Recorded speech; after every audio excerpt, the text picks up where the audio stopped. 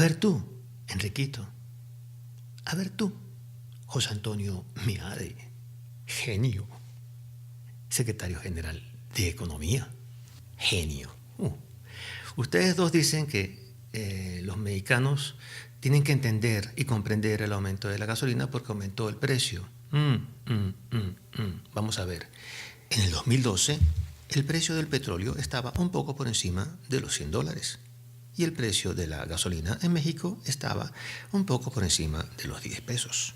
En el 2017, el precio del petróleo está un poco por encima de los $50, entonces el precio de la gasolina debería estar un poco por encima de los 5 pesos, no en los 20 pesos.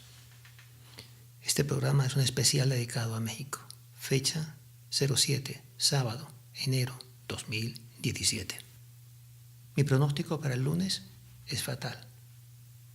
Tan pronto liceos y universidades abran a decenas de millones de estudiantes. He estado atentísimo a todo lo que se dice desde los medios e impresionado con la falta de comprensión y de precisión en el tema. En México es política de Estado mantener al pueblo en la pobreza.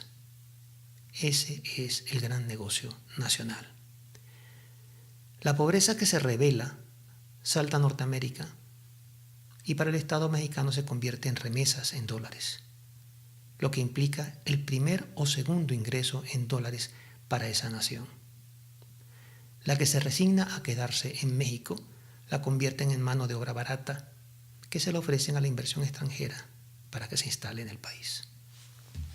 Bajo esta maquiavélica pero efectiva forma de convertir a los mexicanos en riqueza, no para ellos, sino para el Estado y para los inversionistas extranjeros, el llamado gasolinazo es imposible de asimilar para más de 50 millones de mexicanos que ni tienen sueldo o lo tienen mínimo o un poco más arriba del mínimo.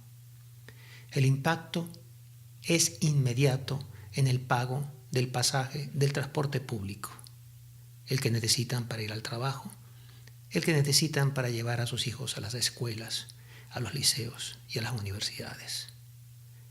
Y a eso, solamente eso será incosteable para, estoy seguro, más de la mitad de los mexicanos. Y sumado a la devaluación, que para los venezolanos sería de risa, pero para los mexicanos es de altísimo impacto, junto con el aumento de las gasolinas.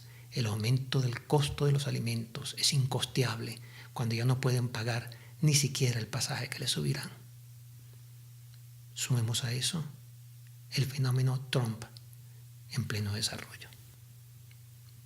López Obrador, que es la figura más relevante desde la izquierda y de la oposición, observa este fenómeno pero con cálculo electoral, como si los mexicanos, esos 50 o más de 50 millones de mexicanos en la pobreza o muy cerca de ella, pudieran esperar pacientemente casi 2 años a que lleguen las elecciones presidenciales.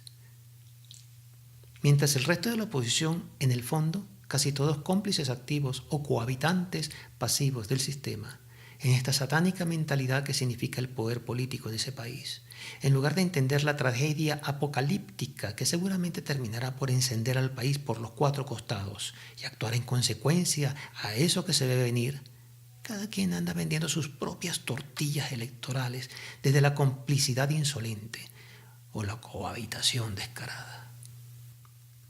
La actuación, en consecuencia, sería, desde la oposición, abandonar sus egos particulares, olvidar sus estrategias electorales.